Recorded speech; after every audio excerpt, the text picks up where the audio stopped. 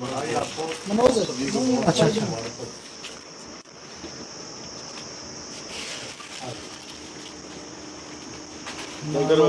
Live तस्वीर आप देख रहे हो, प्रेसिडेंट इंडिया या इंटरनेशनल, और आज जो है आम आदमी पार्टी के स्टेट वाइस प्रेसिडेंट बना, और उसी में जो है स्वागत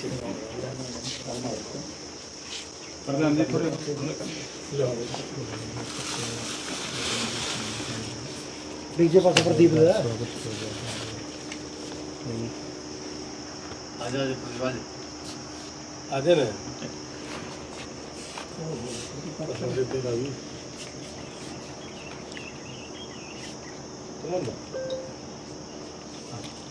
पता नहीं फोटो खींचने लग गया।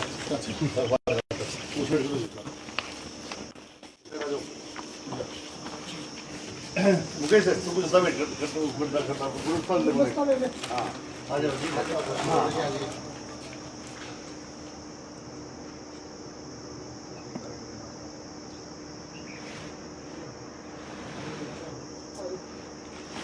सही है। आगे प्रधान जी बहुत बहुत शुभकामनाएं।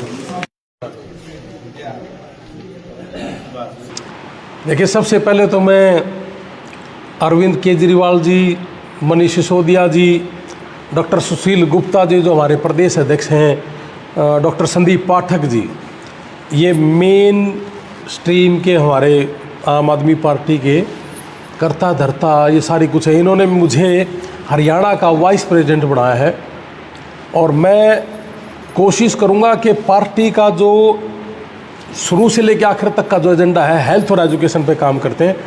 और हेल्थ एजुकेशन पे मेरी यारी इंडिया इंटरनेशनल जो संस्था है वो भी हम हेल्थ और एजुकेशन पे ही काम करते थे, तो हमारी आइडियोलॉजी मिलती थी। तो अब मेरा भी फोकस यही रहेगा, जैसे पंजाब में हेल्थ और एजुकेशन पे काम होने लग रहा है। अब मैं पंजाब का प्रभारी भी हूँ, रोपड़ डिस्ट्रिक्ट का, मानसा का।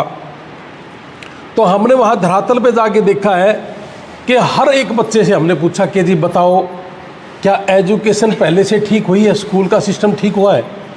फिनलैंड से टीचरों को ट्रेनिंग दे करके अपने पंजाब में टीचर को ले करके, और आज पूरा पंजाब ये कह रहा है कि जी हाँ पहले से स्कूलों की स्थिति काफ़ी अच्छी हुई है। और नशे का आपने चारों तरफ देखा ही है कि नशे के ऊपर इतनी गहरी चोट कि जिन्होंने बड़े बड़े मकान बना रखे थे वो आज मकान तहस नहस कर दिए। जिन्होंने नशे के बेच करके लोगों का खून चूस करके जो मकान महल बड़े बड़े बना रखे थे वो सारे के सारे आज बुलडोजर से तहस नहस कर दिए।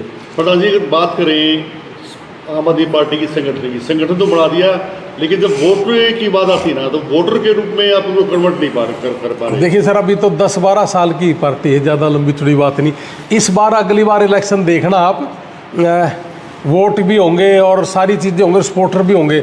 और ये हमारे भाई हैं बहुत पुराने। देखो आम आदमी पार्टी जब शुरुआती दौर में बनी थी तो इन भाइयों ने नारनौंद के अंदर, जैसे अगर आज नारनौंद की बात करें तो, और पूरे हरियाणा की बात करें तो 10-12 साल पुरानी पार्टी आज 90 के 90 हल्के में हमारे कैंडिडेट थे। और जिनमें कई कैंडिडेट तो ऐसे थे जिनके 48 हज़ार वोट और 35,000 वोट भी थे। लोगों को बड़ा अचरज था इस बात का कि इतने वोट हैं। और दोबारा से सरकार पंजाब में बनने जा रही है। आप देखिए बहुत ही जल्दी आपको सुनने भी लग गया, बहुत लोग आपके पत्रकार ही मुझे कह रहे कि जी बहुत ज़्यादा चीज़ें अच्छी हो रही है। और 19 तारीख को एक बाई इलेक्शन भी है लुधियाना के अंदर, आम आदमी पार्टी का MLA बनने लग रहे हैं वहाँ पे।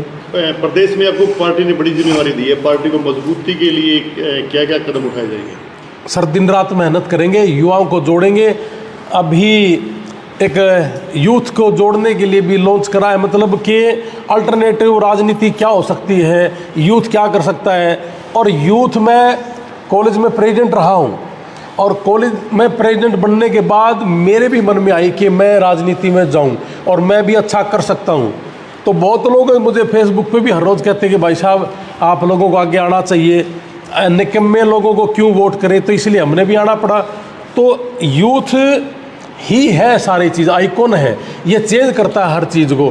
तो मैं भी कॉलेज से और यूनिवर्सिटी से छात्र नेता और छात्र की राजनीति में आकर के, और अभी हमने आम आदमी पार्टी ने जो लॉन्च किया है कि भाई अल्टरनेटिव राजनीति यूथ की क्या हो सकती है, तो यूथ भी आ सकता है इन सारी चीज़ों में। ये खोल तो दी, गरीब तक गरीब आदमी भी इसमें भाग लेगा। और जब यूथ को जोड़ेंगे, किसान मजदूर को जोड़ेंगे, अगला इलेक्शन देखना आप कितना गजब का फाइट होगा। अगर बात करें मुद्दों की, सरकार बनने के बाद में आम आदमी किसी भी मुद्दे पर जनता के साथ खड़ी नजर नहीं आई है। क्यों नहीं हुई बताओ जी। दिल्ली के अंदर हर रोज़ है। कल आपने देखा होगा आतिशी जो हमारी जो पूर्व में मुख्यमंत्री रही है पंजाब की, गरीब लोगों की झुग्गी झोपड़ियाँ जो तोड़ने का काम कर रही थी सरकार भारतीय जनता पार्टी, आतिशी जी को कर उन्होंने पकड़ा है, उसमें जेल में डालने का काम किया है। वो गई तो थी गरीब आदमी के लिए। और हमने इलेक्शन में, दिल्ली इलेक्शन में पहले से ही कहा था, मैं 2-2.5 महीने रहा हूँ वहाँ पे, मैं वहाँ भी प्रभारी रहा हूँ अपना नई दिल्ली का, केजरीवाल जी की विधानसभा का। वहाँ पे सरेआम राजनीति की जा रही थी, लोगों को बहकाया जा रहा था, वोट का काटना, उन लोगों की वोट बढ़ा देना, एक बड़ा षड्यंत्र के तहत दिल्ली में इन्होंने आम आदमी पार्टी को दूर करा। लेकिन 1-2% ही वोट का फर्क पड़ा है, 1-2% ही ऊपर नीचे हुआ, ज़्यादा नहीं कर पाए। हाँ, सरकार जरूर बढ़ा ली उन्होंने, और अगली सरकार फिर होगी।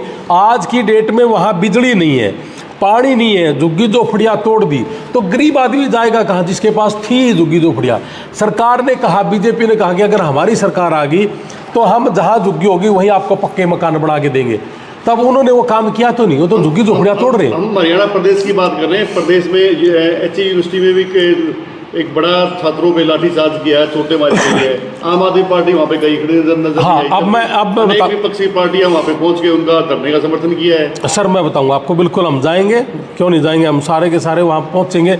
अब इसी चीज़ को ले लीजिए आप। छात्रों ने ये कहा कि भाई आपने जो आपकी फीस जो वृद्धि करी है, ये छात्रवृत्ति जो देना चाहते हो, उसके अंदर आपने कटौती कर दी, तो उसके लिए उन्होंने आवाज़ उठाई थी बस। और आवाज़ उठाना प्रजातंत्र प्रणाली में हर नागरिक का, हर आदमी का, हर डिपार्टमेंट के आदमियों का अधिकार है। अब उनको सर फोड़ दिए, किसी की नाक तोड़ दी, किसी के ऊपर जानलेवा हमला किया गया, तो ये दबाना मेरे हिसाब से राजनीति नहीं है, ये तो एक बहुत ही घटिया मानसिकता का परिणाम कह सकते हैं। और छात्रों के ऊपर इस तरह के लाठी चार्ज करना, तो मैं समझता हूँ कि भारतीय जनता पार्टी का सबसे घटिया कदम कह सकता हूँ कि छात्र, इस देश की यूथ, अगर यूथ को दबा दिया जाए कि तू बोल ना और जो हम कर रहे हैं उसको सहन करता जा, तो इसका मतलब क्या है कि इस देश का नरक की तरफ धकेलने का काम कर रहे हैं। यूनिवर्सिटी के खुद प्रोफेसर हाथों में लाठी लेके बच्चों को मारे थे। प्रोफेसर जिनका पढ़ाने का काम, उनके हाथों में लाठी थी। हाँ जी। यानी पुलिस बाद में आई है, बाद में लगी, उससे पहले यूनिवर्सिटी की जो सिक्योरिटी थी उसके साथ प्रोफेसर लाठी लेके, वो प्रोफेसर थे ही नहीं। हमने घर में ऐसी सुनी है, क्योंकि मेरा पूरे परिवार टीचरों का रहा है, मेरे ताऊ जी फादर सब टीचर थे, कि मेरे को हमेशा घर में कहते थे कि जिस टीचर ने हाथ उठा दिया छात्र पे, वो टीचर है ही नहीं। तो टीचर कहाँ है? वो तो दुश्मन है देश का, कि तू बोल ना, और हमने लाठी उठा ली, जो हम करे वो करे, तो टीचर कहाँ जी? वो शर्म आनी चाहिए ऐसे टीचरों को। मैं तो कह रहा हूँ कि सरकार ने ऐसे टीचरों को बर्खास्त कर देना चाहिए। कोई बयान भी नहीं आया सरकार की तरफ से, तो फिर गलत बात है ना जी, ये तो अच्छी बात होगी। 11 साल के शासन के बाद, 11 साल का शासन हो गया, उसके बाद वो संकल्प वो या तो कर रहे हैं, 11 साल संकल्प के हमने ये काफ़ी काम किया। अभिमन्यु जी उस संकल्प यात्रा का कल आ रहे थे यहाँ 11 तारीख में, है ना, 4 आदमी थे, कोई उसकी फ़ोटो लेनिया नहीं था। अगर इतना अच्छा काम कर रखे था तो इवन तो भर जाते ग्राउंड। और रही बात जी 11 साल में मोदी जी ने तो एक प्रेस कॉन्फ्रेंस दिखा दो। पहले की जितनी सरकारें थी, मैं किसी का तरफदारी नहीं हूँ, लेकिन प्रेस कॉन्फ्रेंस तो प्रधानमंत्री जी करते ही करते थे, देश को संबोधित भी करते थे और प्रेस कॉन्फ्रेंस करके भी बताया करते थे कि इस साल हमने ये किया है, हमारा बजट इस चीज़ का है, इस चीज़ पे हम काम करेंगे। वो चीज़ तो इनके नज़दीक ही नहीं है। यानी 11 साल बेमिसाल ऐसा कुछ नहीं है सर, है ही कुछ नहीं। बेमिसाल क्या कहा है? के है बेमिसाल? स्कूलों का नाश कर दिया, छात्रों की पिटाई कर लग रहे जी। अब छात्र के अधिकार अगर कोई बोल दे तो कह रहे कि जी आपको पकड़ेंगे, मारेंगे, जानलेवा हमला कर देंगे, दबाने की कोशिश कर रही है। और कई तो ऐसे शहर हैं जहां अब पीछे जब इलेक्शन था तो किसी बच्चे ने राहुल गांधी के साथ फ़ोटो खिंचवाई थी, केजरीवाल जी के साथ फ़ोटो खिंचा ली किसी ने, उसके वहाँ वो कर दिया सरकार ने कि ना भाई बोलना।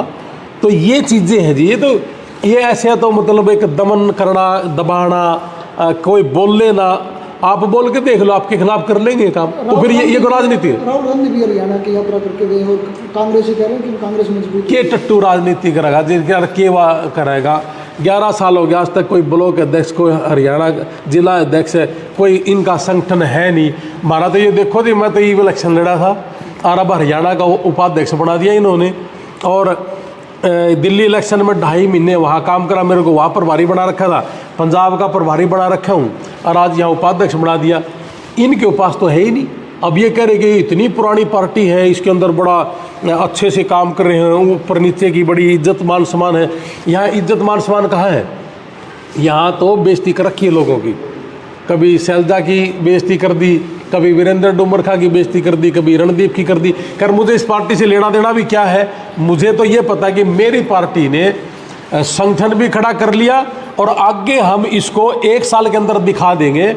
असल तो आपने 3 महीने में बता देंगे कि बस संगठन क्या चीज़ है और राजनीति किस तरीके से होती है और काम कैसे होता है। प्रधान जी 2 बार के सीएम रहे हैं अरविंद केजरीवाल जी, उनके बाद मतलब ईडी रेड हुई, कुर्सी छोड़नी पड़ी, और उसके बाद रेखा गुप्ता जी जो नई सीएम बनी हैं, तो एक तरफ दिल्ली में हार हुई और दिल्ली पर सबकी नज़र थी, दूसरी तरफ आपने हालांकि 15-20 दिन इलेक्शन लड़ा, वोटिंग बहुत कम थी, अगर देखा जाए 1057 वोट थे, तो अब मतलब जीत के लिए कम से कम 70,000 प्लस का आंकड़ा अपना चाहिए 4.5 साल में। तो किस तरीके से कन्वर्ट करोगे के मुद्दा लेकर आप युवाओं के पास जाओगे? 12 तारीख को लास्ट डेट थी जब टिकट मिली और हमने फार्म भरा है ना, और उसके बाद 15 दिन के अंदर हमने हर गांव में जाना, हर उसमें जाना।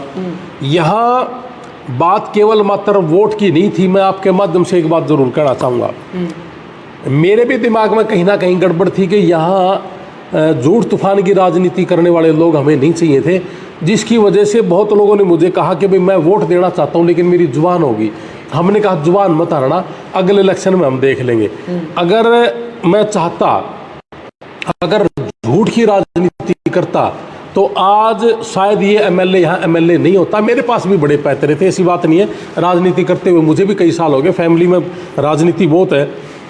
हमें वोट कम आना ना आना 1,57,000 वोट मानता हूं मैं इनको, कि 1,57,000 वॉलंटियर हमारे ऐसे तैयार हो गए कि जिनको ये पता चल गया कि झूठ और तूफान की राजनीति के खिलाफ वो वोट आया था। एक शिक्षा से संबंधित और हेल्थ से संबंधित हमारी सोच को उजागर करने वाले 1,57,000 कहता हूं मैं वो लोग।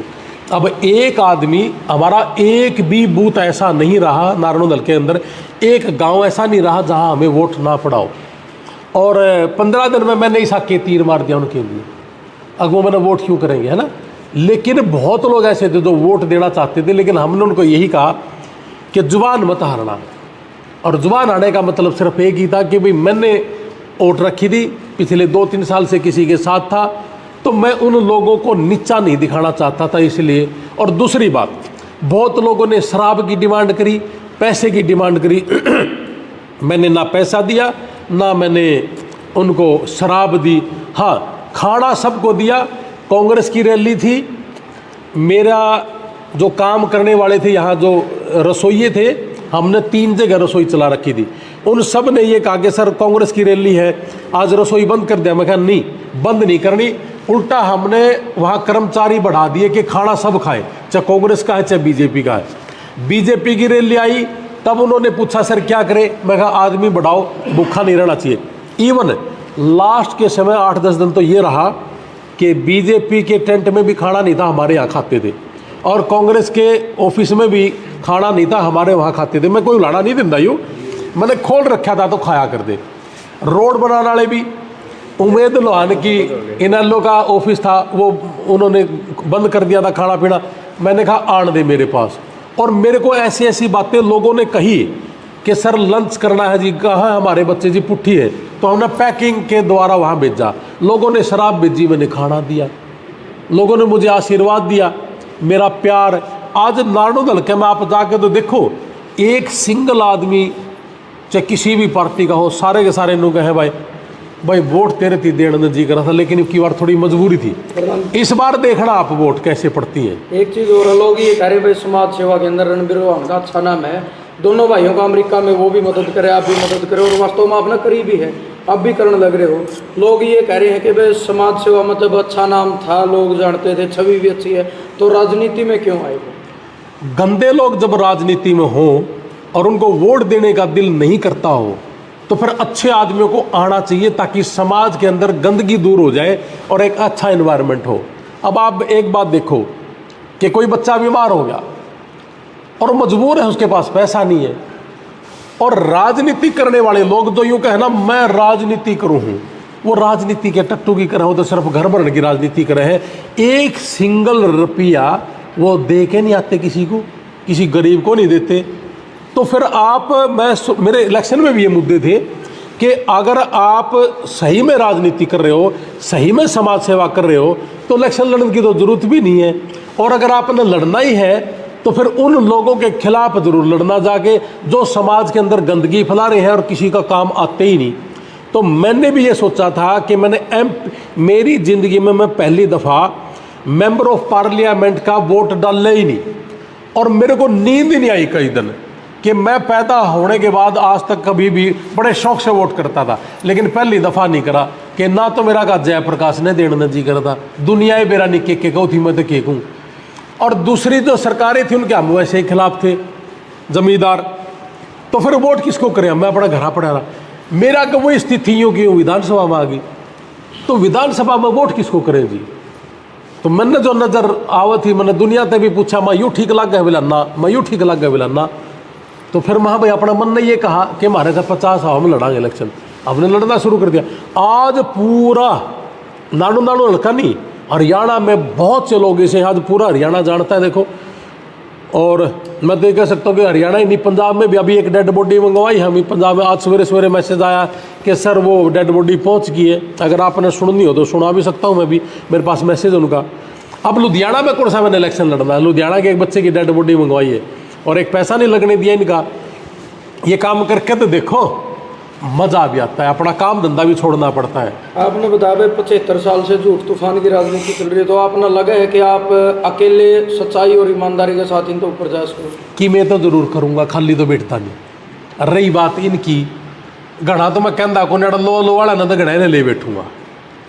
झूठा आदमी नहीं चाहिए और सच्चा इंसान हो, मैं लाग लूँगा गले। मन तो राजनीति छोड़ भी दी थी, पाछे ही वीरेंद्र सिंह लागे ने, वीरेंद्र सिंह के साथ एक बार गया था मैं बीजेपी में। अब मैं सोचा छोड़ना, मैं तो इन्हें की करांगे, जो बड़ा होगा उसकी मदद करांगे, अच्छा होगा मदद। मन अच्छा नजर ही नहीं आया, जय श्री राम करते रहे। राम वाला करैक्टर किसी में था ही नहीं, तो मैं उल्टा ही आ गया। और राम ने मेरे थी कही तू उठा ले खुट्टा, तेरे बिना बात नहीं बननी, तो मैंने ठा लिया जी। अरे जिस दिन थोड़ी सी और करड़ मेरी मजबूत हुई और इस जनता ने मुझे थोड़ी सी और ताकत दी, तो वो छोटा तो मैं ऐसा ठा रखा जी, जो अगर धनुष गला मारा था ना हो, तो मैं सारा लपेटूंगा। और मैंने लग गए है कि मैं आप लपेटांगे।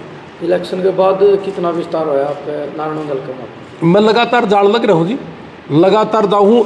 और सही पूछो था ना, सारी पार्टियाँ के आदमी मिले हैं और सभी ये कह रहे हैं कि भाई साहब उस समय तो हम नहीं जुड़ पाए थे, कोई मजबूरी थी, अब हम आपके गला।